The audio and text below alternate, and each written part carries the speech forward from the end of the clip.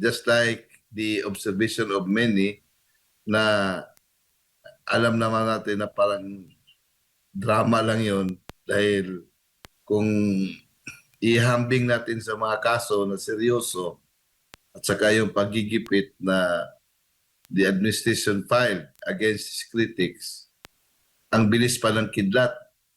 Meron nag-agad na warrant of arrest. Pero sa kaso na he intends to file against his own uh, cousin, parang dumaan pa sa preliminary investigation, which should be the case. Yung cases na he filed against Senator Marcolita, Senator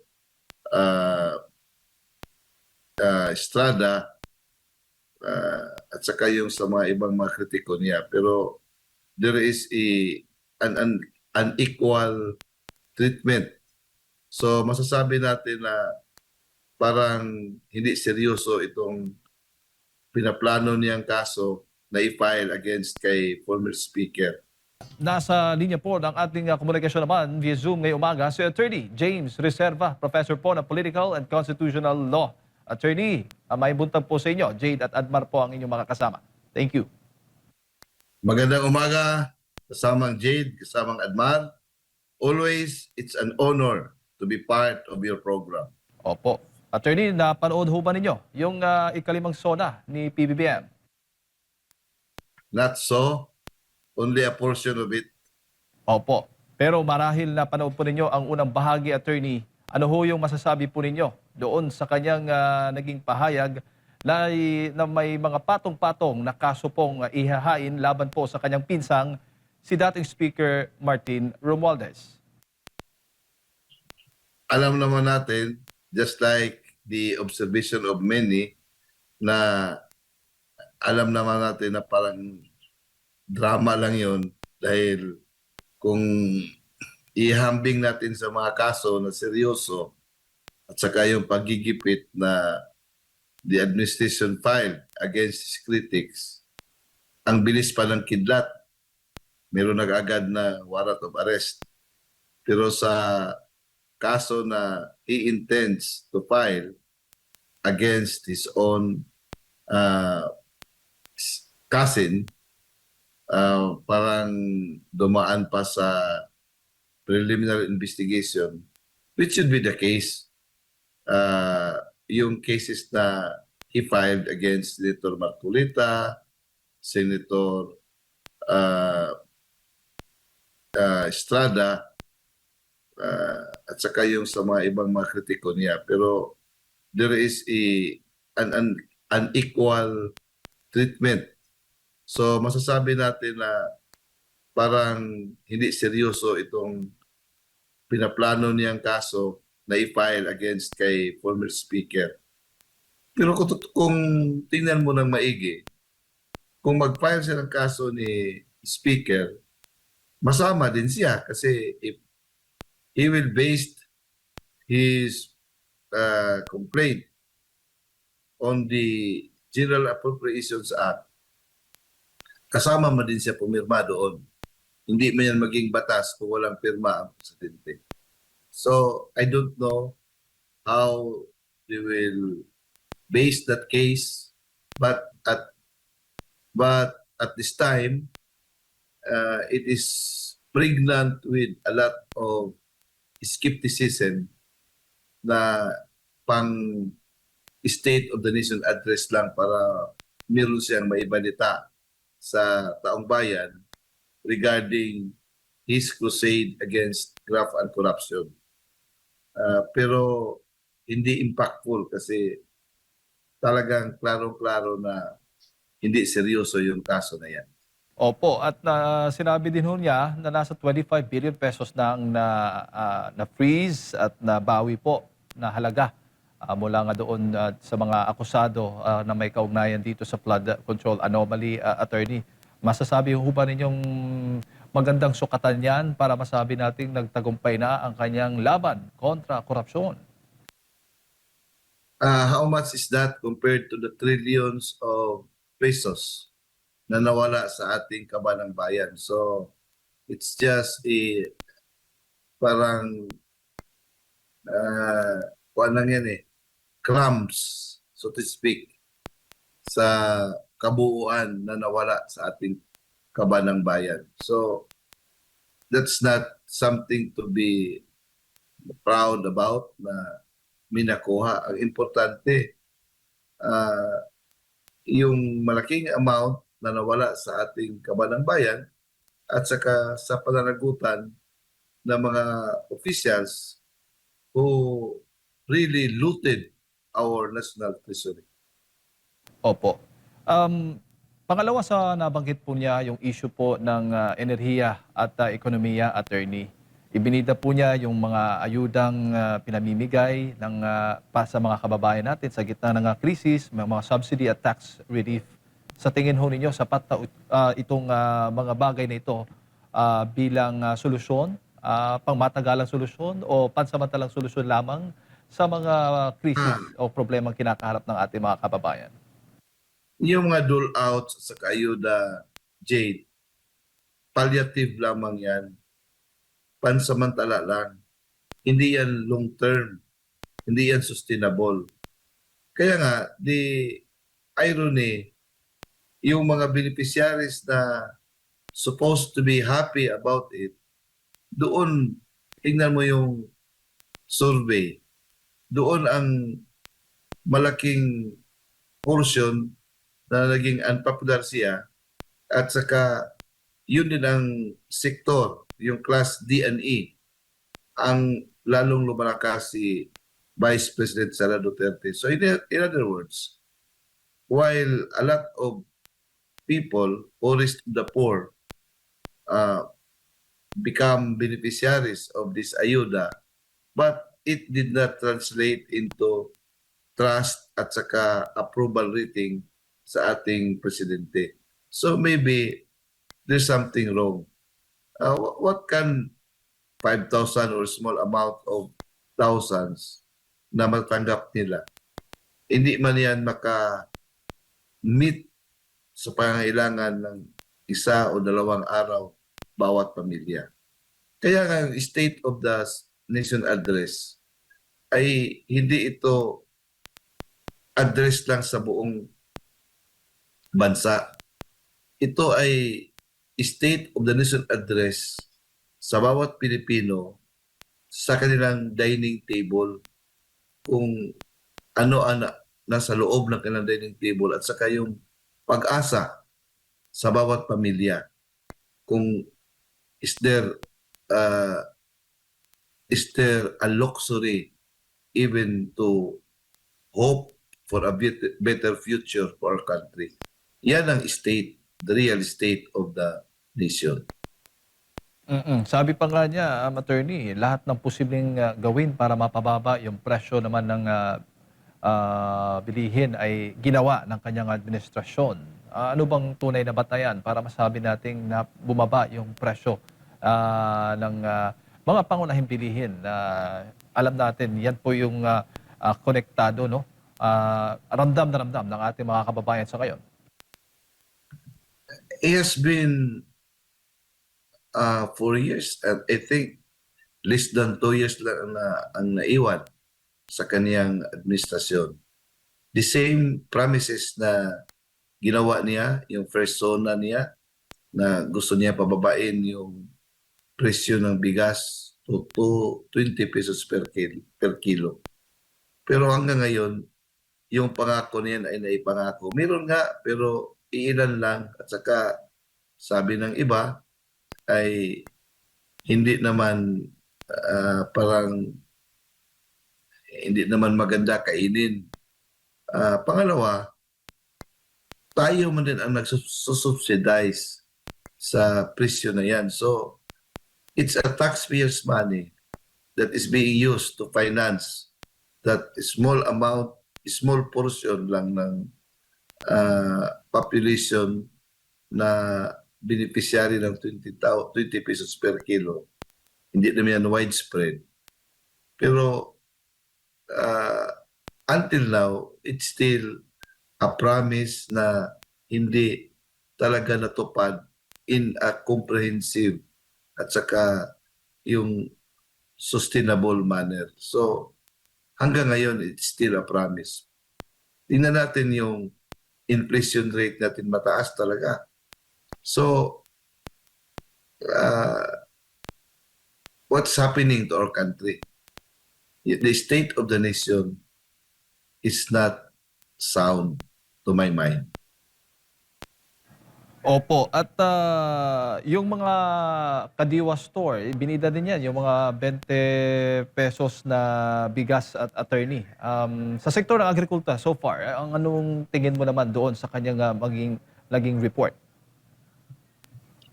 Kaya nga, hindi widespread yung Kadiwa Center. Ilan lang ang maka-avail, limited, at saka hindi nga sustainable kasi it's being financed and subsidized by taxpayers' money. So, kukuha pa rin ng malaking pundo sa national government. Maganda sana yan, kasamang Jane, kung mayroong seryoso na programa from the very beginning at saka hindi na divert into unprogrammed appropriations na napunta doon sa mga ghost flood control projects amounting to hundreds of billions. In fact, sabi nga iba, trillions. Kaya nga, until now, people are clamoring for a real, honest to goodness investigation para matukoy talaga how much the money of the people has been stolen at saka who are really responsible. But meron naman tayong mga preconceived na mga idea kung sino talaga ang mga masterminds dito. Pero ang masama dahil the government is supposed to be obliged to serve and protect the people, but there is really a pattern of covering up this unprecedented anomaly. Hindi pa ito nangyari sa kasaysayan sa ating bansa since the founding of our republic. Opo. Yung singil sa kuryente, attorney, issue ng kuryente, sabi pa nga ng Pangulo ay nanawagan siyang amyendahan itong EPIRA Law. Kasi ito yung highlight lang. kahapon sa kanyang SONA, nakatanggap ng standing ovation at palakpakan.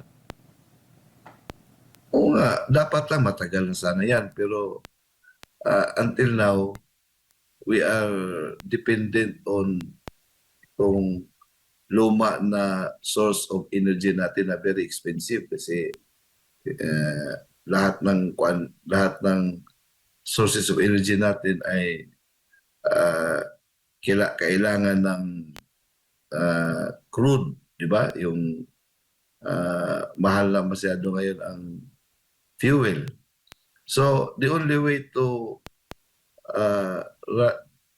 have a program na parang bababa yung ating electricity or energy cost, pupunta tayo sa solar energy. But until now, it's not affordable to ordinary Filipino people.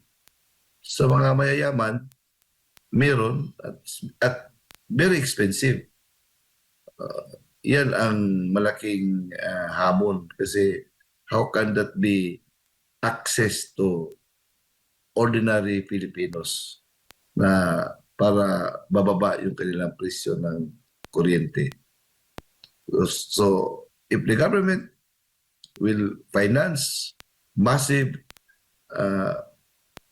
giving of solar, panels o yung solar program natin na libre para sa buong Pilipino, maganda yan. Bababa talaga ang presyo kasi libre man ang energy galing sa ating araw. It's a God-given source of energy.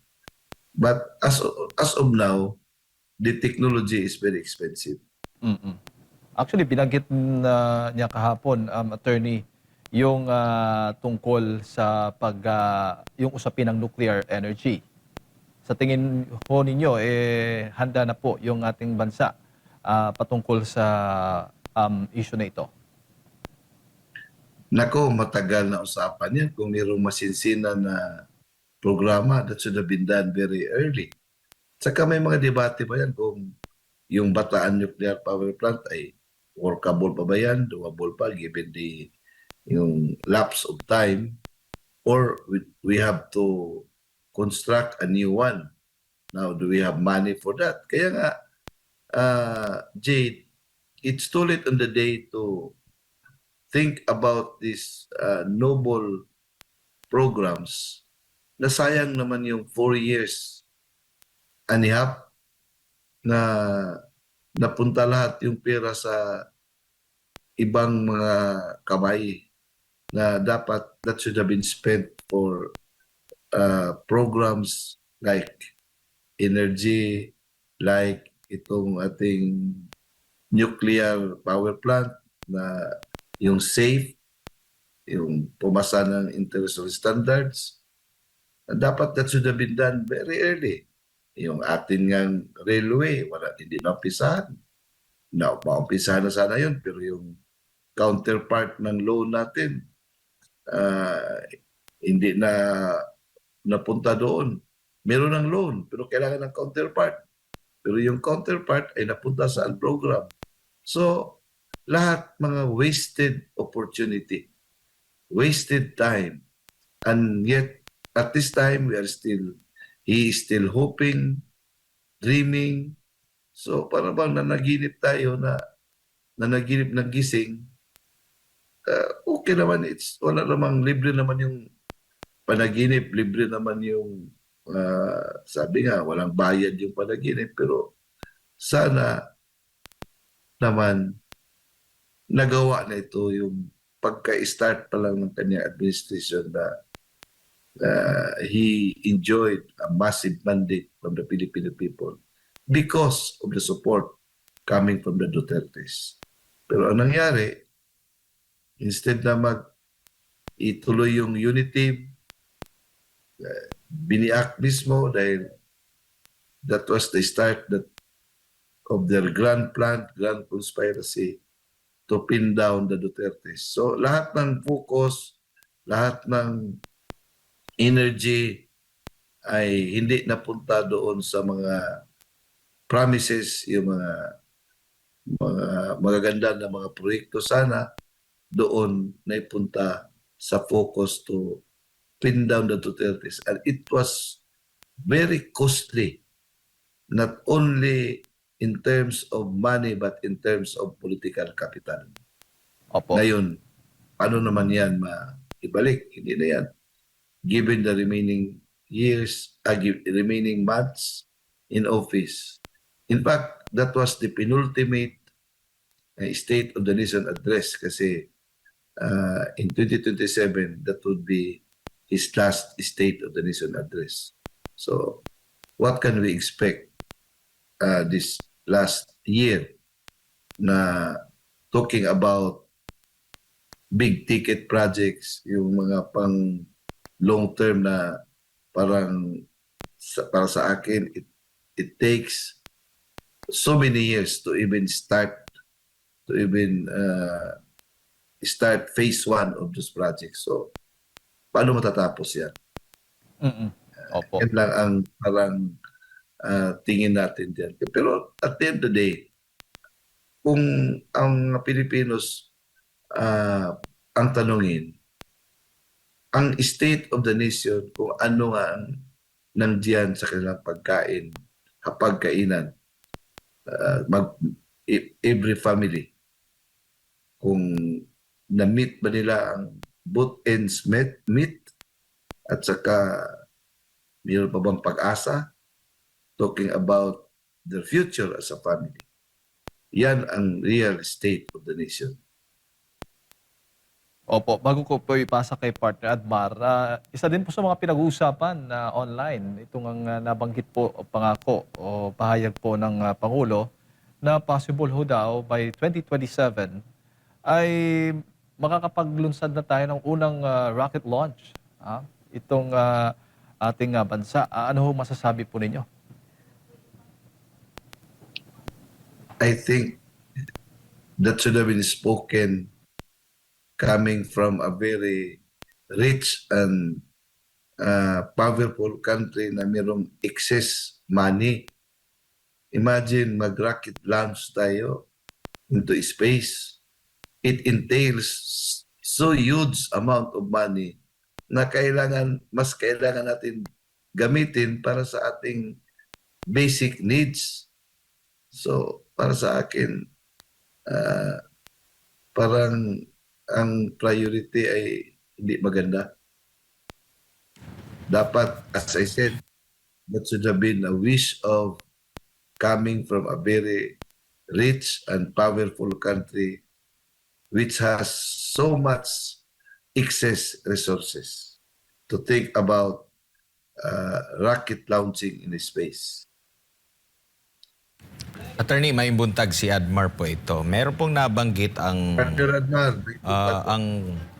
ate ng Pangulo, no, na hindi rin dumalo sa SONA ng kanyang kapatid. Ang sabi niya dito, kasi naalala natin last year na SONA, ang tumatak siguro na linya sa kanyang SONA ay mahiya naman kayo. yeah. Pero pinuna ito ni Senator Amy Marcos, sabi pa nga niya dito sa last na bahagi ng kanyang statement, anyari na sa mahiya naman kayo, iligtas pa rin naman ang mga walang hiya. Attorney, ano masasabi niyo po rito? Yan ang observation ng kanyang kapatid. If I were the presiding officer, that observation is noted. Opo, pero kapansin, Totoo yan. opo, kapansin-pansin po na ang mga sinasabi niyang nakulong doon ay iilan lang naman po, no? At hindi naniniwala ang taong bayan na wala doon sa kanyang mga nakaharap sa mga nakalipas at kasalukuyang SONA ang involve dito po sa skandal ng flood control po, attorney. Nakikita niyo po ba na wala nang pag-asa para may mapanagot pa dito at parang tila napipilitan na lang siya na mabanggit yung kapangalan ng kanyang pinsan kasi ito yung patuloy na nababasa at naririnig ng mga komento ng ating mga kababayan, attorney? Kaya nga, itong nangyari na unprecedented, historic na pangulimbat sa ating kabanang bayan, hindi ito mangyayari kung walang grand conspiracy from the top. So, it talks about budget. So, yung budget process, mga malalaking highest officials of the land are the ones doing it galing sa proposal, yung doon sa discussion sa House of Representatives at saka sa Senate, doon sa BICAM, hanggang sa signing ng bill, hanggang nagawa yung General Appropriations Act. So, if the corruption is based on the General Appropriations Act, natural, who are the participants of this document? Who are the signatories of this document? So, ito talaga ang mga persons of interest. If I were to follow or if I were to parang sundan ko yung statement ni Director Matibag, sila ang persons of interest nito, yung mga nag-sign ng ating GAA. So, if there is going to be a serious masabi natin na totohanan talaga na investigation, you cannot spare one of the signatories of this document. Ang problema, involved ang presidente. Now, in order to parang come up with the result, so they have to find a full guy. So, they have chosen the speaker na parang na-stereotype din na closely associated with that project, with that grand conspiracy. Pero hindi yan magawa ni speaker kung wala ang presidente. In fact, before the General Appropriations Bill will be signed by the President, dadaan pa yan ng masusing review ng Office of the President mismo, yung mga tauhan niya. So, imposible naman na hindi malalaman yun kung merong mga isinama doon na hindi gusto ng Presidente. Now, just like what former President Duterte did, there was a budget na hindi malayong-malayo doon sa kanyang NEP, nung National Expenditure Program. He vetoed a huge amount of that project na nangyari yun. Pero walang veto na nangyari. May veto man, pero parang kung anong pittance lang. So, my point is, people cannot really be convinced that there is really an honest to goodness investigation. Kung si Speaker lang, pero tingnan mo yung kaso ni Speaker, I do not wish Speaker to be sent to jail. Kung ang ibig kong sabihin, kung anong treatment niya doon sa mga kalaban, kahit na walang basihan, tingnan mo kay Senator Rodante Marcolita, paano maging plunder yung hindi naman public funds? Malaki talaga yan na legal issue. And yet, probable cause was immediately, quickly established that led to the issuance of the warrant of arrest. Pero kay Speaker, dadaan pa sa preliminary investigation. So, magsabit pa si Speaker ng counter affidavit. It will take a long time. Baka dyan pa lang na level, ma-dismiss na ang kaso for insufficiency of evidence. Kasi ang defense speaker diyan, simple mo lang. I am not involved of the execution of the project. Kasi lawmaker mo lang ako. Hindi man kami nag-implement yan. Now, kahit na alam natin na kasama sa implementation, pero sa mga documents diyan, hindi naman yan lalabas yung mga pangalan nila. Kasi iba naman na departamento ang mag-execute, the executive branch. So, kung pagbabasihan natin yung evidence, yung rules natin, pwede si Speaker ma-dismiss ang kaso na yan kasi he is not involved in the execution of the project.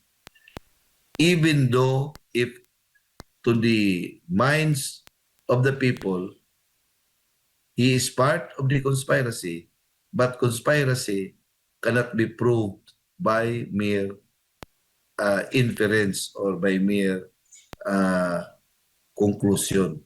Kailangan niya ng ebidensya talaga na within the conspirators themselves, merong magtitestify diyan na kasama si Speaker. Pero kung speculation lang, hindi ma-establish yung conspiracy. Pero ang masama dito, yung mga rules natin are not evenly and fairly applied sa mga nasasakdal. Ibang klaseng rules ang i-apply doon sa mga political enemies, ruthless rules. Wala ng mga rules nga. Lahat na bending the law para lang mapunta doon sa bilangguan o yung detention center. Pero sa kasama, masinsinan yung due process. So, ito ang hindi mawala sa ah, paningin ng taong bayan. Opo. Prof, doon sa Pac Silica Project, anong tingin po ninyo doon? Nabanggit din ho yan sa SONA. Well, I read something about it na it is destructive to our environment. Now, kuan masyado yan, Jade, highly technical, scientific yan. Pero ang tingin ko lang, bakit dito sa atin? And then, ang point ko, what's in it for us? Do we gain? Meron na tayong para sa atin dyan? Or uh, is it given freely to yung operators? So, at saka what is this all about? Ang nabasa ko lang dito ay it will it will take a lot of our fresh water. So, kung yan ang mangyayari, yung cost of environment vis-a-vis yung benefit natin na meron ba yung presentation dyan. Kaya yung cost-benefit analysis, what's in it for us? Hindi pa yan malinaw na i-discuss ng ating gobyerno. Opo. Pero sa lahat po ng paksang nabanggit doon sa ikalimang SONA ng Pangulo, alin ho doon ang para po sa inyo ang good news? Good news, yung mga promises. Yung mga promises na para tayong, ang tingin ko dyan ay para bang daydreaming, parang ako, pinapatulog ko yung aking anak o yung aking apo, parang lullaby. I will tell a story about good things to come na para makatulog tayo. Makatulog yung anak natin. Yan ang parang tingin ko dyan. It's all about good words, yung parang dinala tayo sa isang magandang imagine world para makalimutan natin yung katotohanan.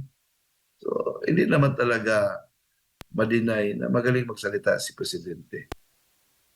So, yun, after that, ang tanong, ano ba ito? Yung magising tayo, ano ba ito? Realistic ba ito? Ano ba ito? Magagawa ba ito? Ma-improve ba yung kabuhayan natin? Tulad talaga naman, hindi naman yan magic wand yung SONA na pag magsabi, kaagad-agad meron. Pero ang SONA kasi, you are telling the nation what has this administration done during the last years at saka yung preceding year. As what has the administration achieved yung vis-a-vis yung pangako niya last year. Ito ang nangyari.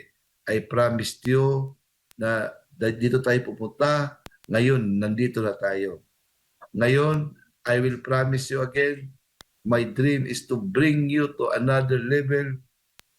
Meron niyang parang credibility kung yung mga previous State of the Nation address ay natupad. Pero kung basihan natin yun, if we have to review the SONA starting in 2022 until now, kung meron tayong parang we have to sum it all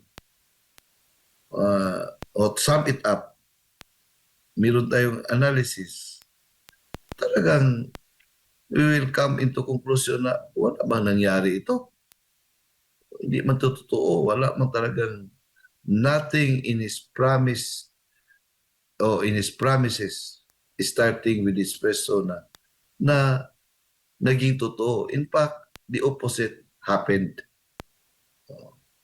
Yung mga malalaking corruption ang nangyari. dapat kung may nangyari na korupsyon, yung sabi niya mahiya naman kayo, dapat by this time, yung mga walang hiya ay nandoon na sa bilangguan, nandoon na sa bilibid. Yan ang maganda sana. Yung follow through, yung kanyang parang galit outburst noon. So, kung tanungin natin, ano na nangyari? Walang nangyari kasi wala namang true to goodness na investigation. Opo. Kung Mm-mm. tingnan natin yung Blue Ribbon Committee, na nakita naman natin how it is being covered up.